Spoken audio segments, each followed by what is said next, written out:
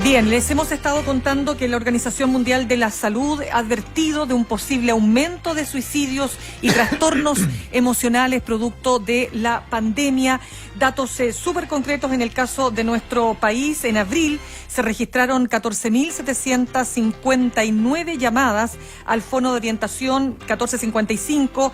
Estamos hablando de casos de violencia intrafamiliar, un 80% más que otros meses, y por lo tanto aquí hay un tema clave. ¿Por qué? Porque entre otras razones 8 millones de personas que habitan este país vamos a entrar en cuarentena total a partir de las 22 horas de hoy, y eso tiene una serie de consecuencias. La más importante, por supuesto, parar la pandemia, la expansión del virus, pero tiene consecuencias también desde el punto de vista emocional, y precisamente queremos conversar de aquello con el psiquiatra Alberto Larraín, quien además es director de la Fundación Procultura y académico de la Universidad Autónoma.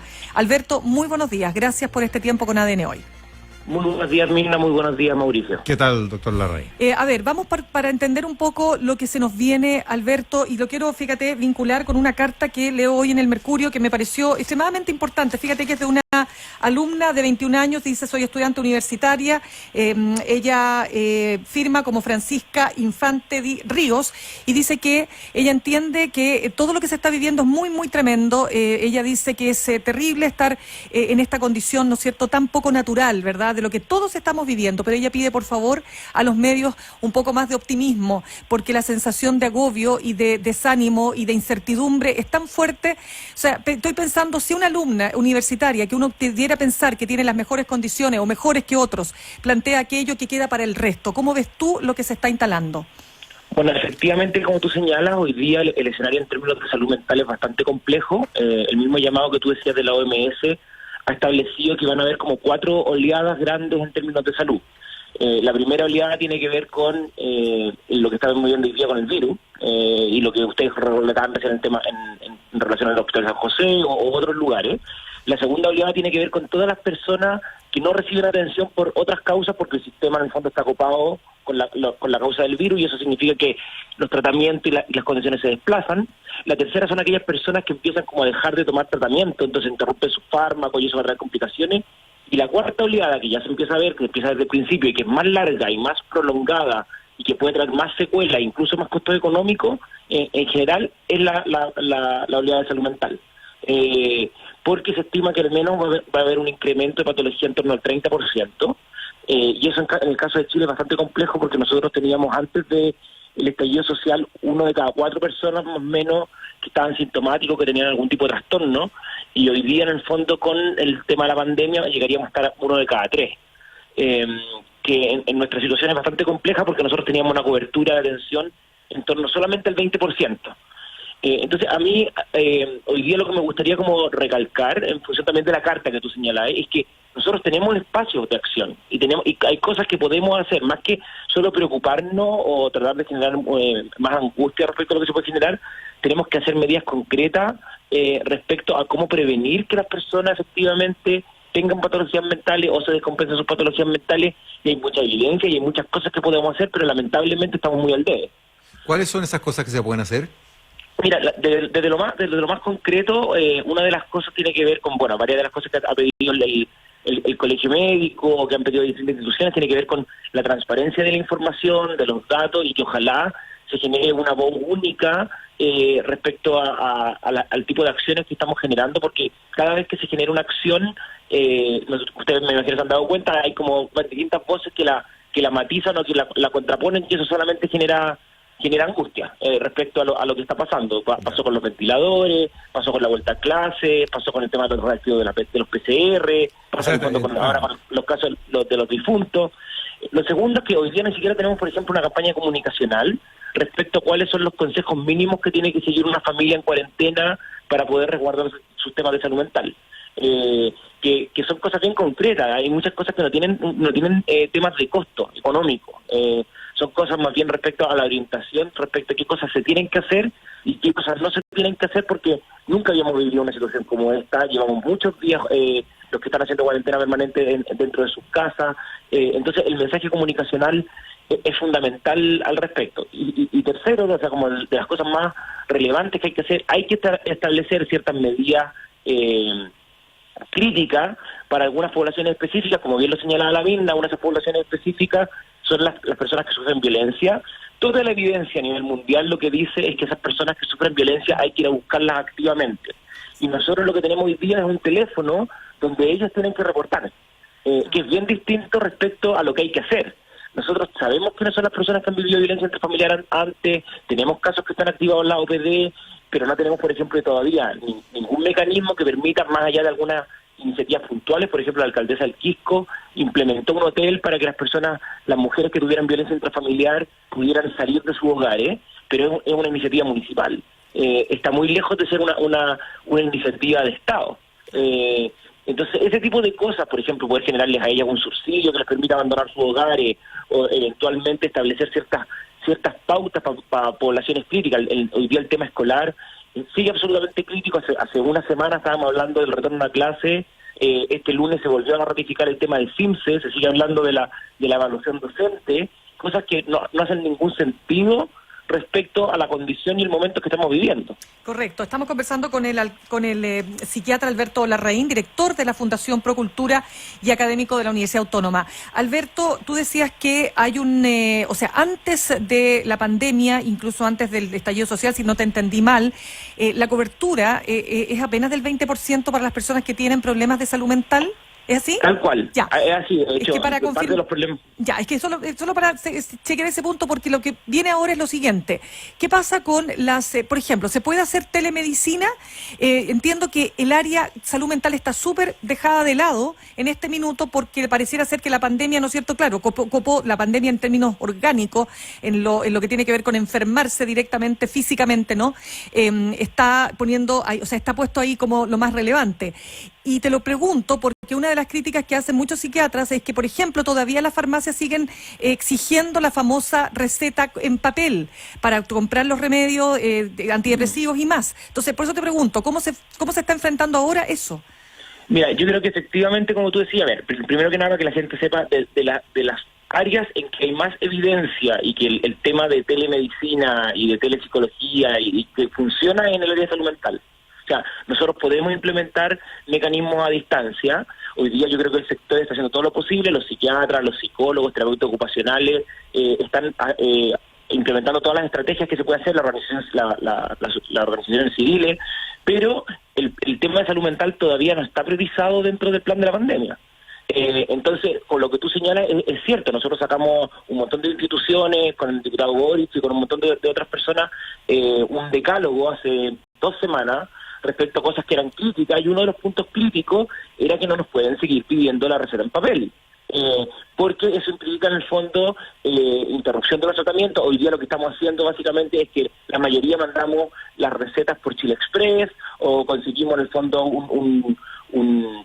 algún dispositivo móvil que va a dejar las recetas. No, te perdona, ayer una cola increíble me tocó ver de Chile Express de la gente, o sea, que es que no tiene sentido, ¿te das cuenta? No tiene ningún sentido, exactamente. O sea, nosotros lo único que estamos diciendo es, miren, no decimos que esto sea permanente, solamente que sea transitorio, que nos permitan la fotografía, podemos mandar nuestro carnet fotografiado, o podemos mandar nuestro certificado de título fotografiado, pero que haya algún mecanismo que nos permita facilitarle a la población, porque además, con los niveles de angustia y los niveles de estrés en aumento, obviamente los remedios que tienen receta retenida, que son mayoritariamente los ansiolíticos como el clonazepam, el Prosolam, el Rice, todos estos remedios que la gente han aumentado en consumo. Entonces, se genera una dificultad respecto a proveerlo a la población muy grande. Segundo, dentro de las garantías GES que se interrumpieron, están las garantías GES de salud mental. Nosotros lo que hemos pedido es que se trate de implementar y aumentar la cobertura de salud mental en estos momentos, y eso implica efectivamente aumentar los recursos. Nosotros en Chile no tenemos, por ejemplo, un problema de brechas de psicólogos. Nosotros tenemos suficientes psicólogos en el país y podemos implementar una cantidad de líneas de apoyo telefónico lo suficientemente consistente para poder darle cobertura a la población, porque no toda la gente va a necesitar tratamiento farmacológico. Muchas de ellas lo que necesitan es una contención, y lo que necesita es que nosotros podamos orientarle y ayudarle a poder organizarse respecto a lo que están viviendo. Alberto, ¿no está funcionando entonces el anuncio del Ministerio de hace una semana aprox, cuando se normó y se autorizó a que las farmacias puedan vender medicamentos incluso con receta retenida de manera online por internet? No, hasta ahora seguimos teniendo problemas. Yo te puedo contar porque ayer, por ejemplo, en el chat de psiquiatra, una colega estaba viendo cómo resolver el problema de un paciente en Valparaíso. En el fondo, nosotros tenemos hoy día, nos hemos organizado manualmente para ver cómo dar la mayor cobertura. Pero efectivamente todavía hay harto problema, y hay harto problema con las licencias que se ha ido resolviendo, afortunadamente, de la licencia a distancia. Yo creo que en eso el Colegio Médico ha sido bastante claro respecto a cuáles son las brechas que nosotros todavía tenemos, pero como bien señalaba la Linda, incluso al inicio, aquí lo que necesitamos es un paraguas general. El tema de salud mental no es un tema sanitario. Eso es súper importante que la gente lo entienda. No es un tema que se resuelva solo desde el sector salud. Lo que nosotros necesitamos hoy día es que todos los sectores, pasando desde el Ministerio de Cultura, el Ministerio de Deporte, pasando por las acciones que se van a hacer en términos de seguridad nacional y todo, tengan una mirada en salud mental y incorporen el factor respecto a la forma de comunicar, a las decisiones que se toman y cómo en el fondo se previenen ciertas repercusiones. Para ponerles por algunos ejemplos, los datos que están saliendo de a poco muestran que las personas, los profesionales que están enfrentando la pandemia hoy día, que están en la primera línea, por así decirlo, de salud, en torno al 20% de ellos va a quedar con un estrés postraumático. Eso significa que el 20% de los profesionales de salud van a requerir un tipo de asistencia psicológica, médica, posterior a la pandemia. Si nosotros no somos capaces hoy día de poner resguardo, ayer por ejemplo la doctora Sitche volvía a mencionar que las mujeres que trabajan, sobre todo las mujeres que trabajan en el sector salud, no tienen todavía un dispositivo para poder dejar a sus hijos y sus hijas cuando van a hacer los turnos. Entonces, ese tipo de estrategia tiene una repercusión clara en nuestra salud mental, y es por eso que tenemos que verlas de manera colectiva, no individual. Alberto, para poner algunos temas más concretos, más cotidianos para la gente que a lo mejor no va a poder acceder a la famosa teleconsulta, ¿ya? Que no va a poder comprar el remedio, por un montón de razones. ¿Qué recomendaciones mínimas? Porque lo que vamos a enfrentar esta noche, muchos chilenos y chilenas y personas que habitan este país, que no son chilenos, pero que están viviendo hace tiempo acá también, es una situación muy, muy compleja. O sea, sabemos que no hay otra forma de tener el virus, pero también sabemos que el confinamiento genera situaciones atroces. Por eso la gente lo rompe, porque el hacinamiento hace imposible, ¿no es cierto? Entonces, ¿qué se puede hacer? O sea, ¿qué cosas dirías tú súper simples para poder sacar un poquito esta presión de esta olla, ¿no? Hagámoslo bien como receta de cocina para que la gente en el fondo lo entienda. Lo primero que hay que hacer todos los días, en la mañana, es levantarme y preguntarme cómo estoy, cómo me siento. Nosotros somos bien malos para ver nuestras emociones, entonces yo necesito saber a cuánto puedo llegar ese día, cuánto me puedo esforzar. Si yo tengo pena, tengo rabia, ando cansado, dormí muy mal en la noche, claramente no es el día para hacer, por ejemplo, el aseo profundo en la casa. Parte de lo que nos pasa es que la sensación también como de cuarentena nos va como generando esta sensación de que estamos perdiendo el tiempo. Entonces la gente trata de sobreexigirse y hacer un montón de cosas que tenían pendientes. Eso no es necesariamente es lo más adecuado. Entonces primero, saber cómo estoy. Lo segundo es que yo tengo que tener claridad respecto, sobre todo a las personas que están haciendo la cuarentena conmigo, cómo están ellos, ¿ya? Y aquí es bien diverso, porque tenemos personas desde niños muy pequeñitos hasta adolescentes, pasando por personas mayores, y tener claro qué es lo que ellos necesitan. Al menos tenemos que tener una conversa respecto a lo que cada uno necesita dentro de la casa, porque yo, por ejemplo, ponía la característica ayer de que los adolescentes generalmente requieren más tiempo solos. Entonces, si un día, por ejemplo, en la cuarentena, una adolescente pide almorzar en su pieza, de verdad, no es terrible que lo haga, ¿ya? O sea, no es que tengamos que forzar en todo momento estar nosotros en contacto familiarmente. Lo tercero es que ojalá cada uno de nosotros tiene alguna persona, puede ser un amigo, un familiar, un colega, que es un espacio que a uno le hace bien. Nosotros todos conocemos a alguien que nos levanta el ánimo. Bueno, tratar con esa persona de intensificar el contacto, tratar todos los días de hablar menos 15 minutos, 20 minutos, contarle cómo estamos y tratar de generar una red de apoyo. Lo cuarto es que tenemos que tratar de regular ciertas cosas que nos pueden hacer más mal. Una de ellas es el sueño. Hoy tenemos mucha gente con trastornos del sueño, y el sueño tiene una implicancia directa respecto a mi ánimo, cómo está durante el día. Entonces ahí ojalá tratar de evitar la siesta, que en el fondo disminuyen el sueño durante la noche, tratar de disminuir todas las bebidas que tengan cafeína, incluye las bebidas cola, el café propiamente tal, los quesos, y tratar en el fondo de después de las 6 de la tarde empezar a disminuir el ritmo. Yo le he dicho bastante, por favor no vean películas como Pandemia, Virus. Hemos tenido un montón de personas que han tenido crisis de pánico después de ver las películas. Este no es el momento para someternos a más estrés.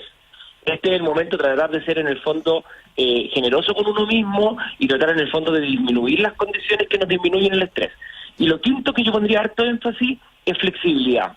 Y flexibilidad en todos los niveles. Yo soy profe universitario, como usted bien decía, en la Autónoma, y yo, por ejemplo, que tenía que darle una prueba a los cabros, para la próxima semana les dije, ¿quieren que la hagamos esta semana? ¿Cómo están? Aumentamos los plazos, están bien estas condiciones, la prueba la hago para la casa, o sea, tratamos en el fondo de buscar ciertas estrategias que nos permitan seguir avanzando en lo que hay que avanzar, pero entendiendo que estamos en una pandemia. O sea, no podemos seguir haciendo como que no está pasando nada. Alberto, me detengo ahí en un par de cosas que estoy viendo que se están publicando hoy día mismo en un resumen muy interesante que publica el New York Times, donde recogen impresiones de varios expertos e instituciones psiquiátricas internacionales.